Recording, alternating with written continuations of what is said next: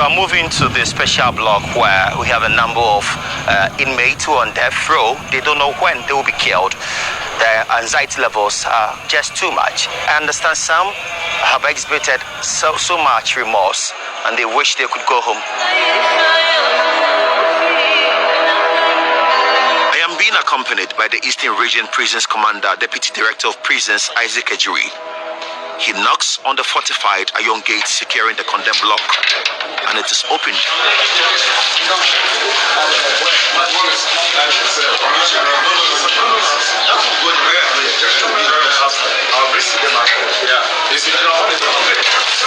Life virtually ends here.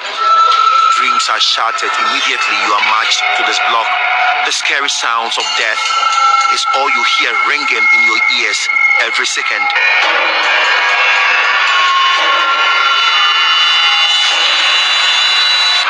Sadly, a greater percentage of these condemned prisoners are very young. Some are below 30 years.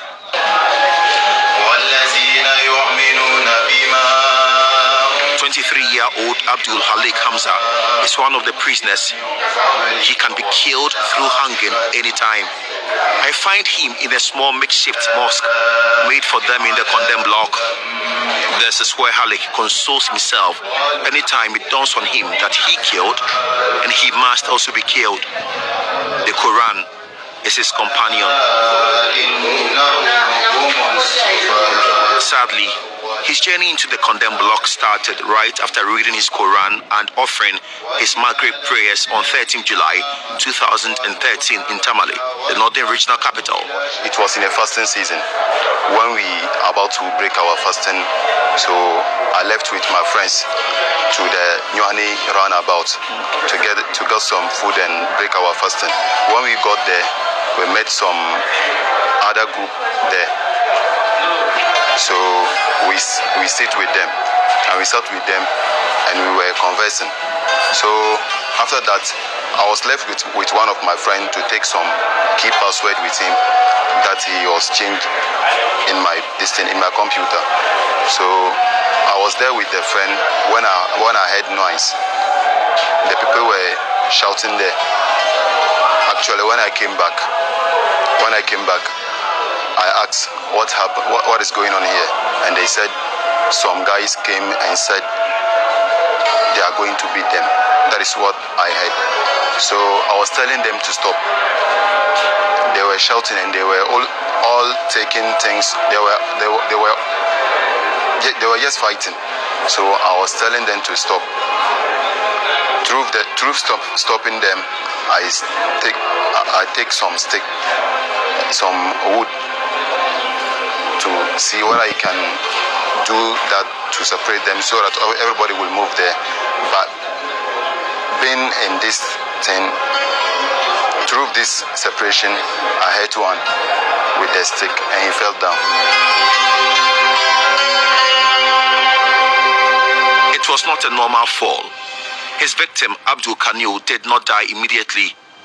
He was quickly rushed to the Tamale Teaching Hospital, and Halik was immediately whisked away to the police station by a police patrol team who chanced on the incident.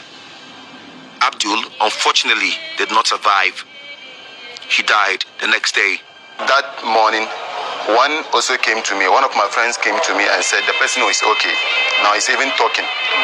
Lately, getting to around 10 or 9, when another person also came and told me that the person is normal. And that time,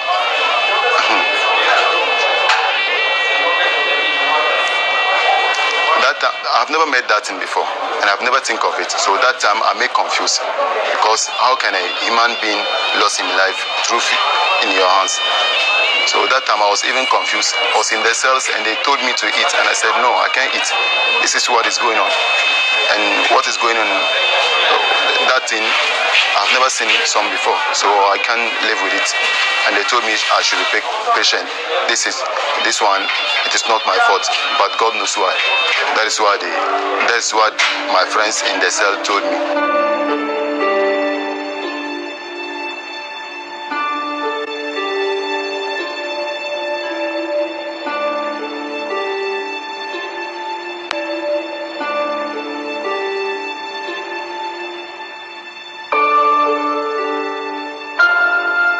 thought it was just a dream. So when they come and announce this to me, in fact,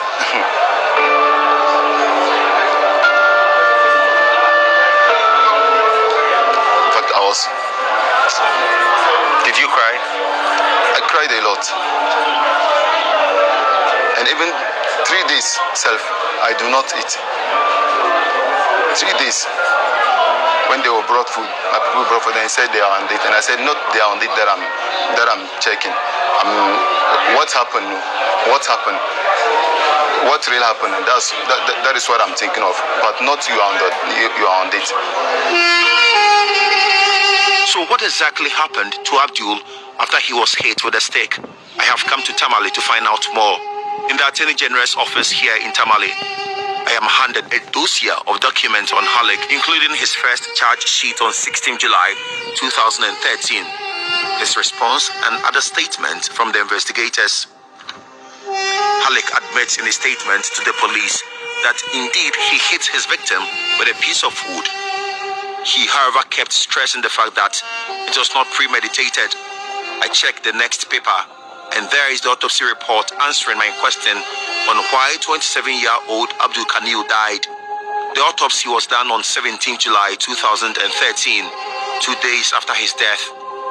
The forensic pathologist with the Tamale Teaching Hospital, Dr. Edmond Dea Moni, states in his report that Abdul suffered severe head injury, massive scalp hematoma, that is a solid swelling of clotted blood with the tissues, and multiple skull fractures, as well as blunt trauma. Per the autopsy report, all these happened because of the piece of wood Abdul was hit with. Halik got to know later that he was even related to his victim. He was a member of his extended family that he didn't know.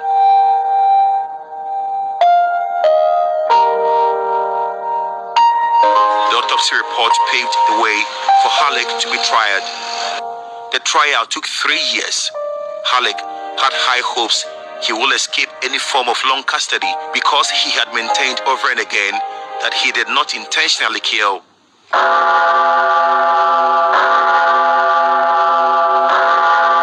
On 11 July 2016, the opposite happened. Halik's worst fear happened to him. Court, they have 7 people called juries. They have to go and gather the listing before the judge can pass his judgment. So I was in the box when the judge said they should go and vote. They went and voted and came back and said, this is the matter. And the judge too said, they said you are guilty of the offense. So me too, I agree with them. And he asked me that whether I have something to say. And I said no, because how it was come. Because he said these people have agreed that I'm guilty of the offense. I have nothing to do again. And that time too, sir, that time, in fact, I was very aback. That time, when he just said, I sentence you to death, death sentence, condemned by hanging.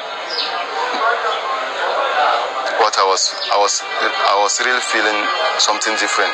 Like I thought that time I didn't even feel myself in the court. There is a reason the jurors and the judge retired to their closets to consult, as happened in the case of Halik, as former Supreme Court Judge Justice Stephen Alambrobe explains. In murder cases, I was in the assizes for some years. In murder cases, the charges are prepared.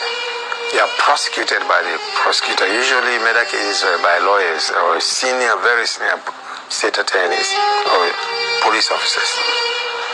Evidence is led, and then at the end of the trial, the judge sums up the law and the evidence to the jurors. That is the difference. And then after summing up the law and the evidence to jurors, they retire and consider whether the person is guilty or not guilty on the basis of the law and the evidence as summed up by the judge. Now, if they are unanimous that the person is guilty of murder, when they return to the courtroom and they announce the verdict of guilty of murder against the accused person, the judge has no option but just to say, then the sentence for death in this country by law is that you are to be killed or hanged. Period. So it's the jurors who decide whether or not the person is guilty. And the judge merely pronounces what the jurors decide and it goes on to impose sentence. The sentence is tied up